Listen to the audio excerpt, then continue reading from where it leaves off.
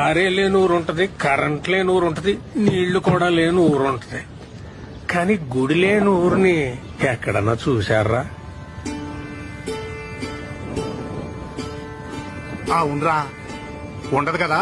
ఉండదు, అలాంటి ఊరే ఉండదు.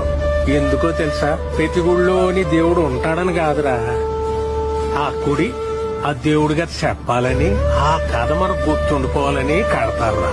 మన రామాలయం సీతను కాపాడుకున్న రాముడు కథ కాదు చెప్పేది. అలాగైతే అది ప్రేమ కథ మాత్రమే కదా.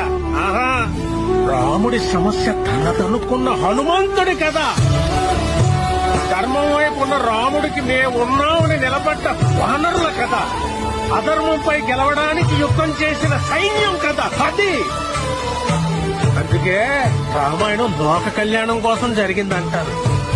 ప్రతి భజనలోనూ చెప్పుకునే ఈ కథ ఏదో ఒక రోజు మనకు ఉపయోగపడాలని చెప్తాం. ఈ రోజు అవ్వాలరా.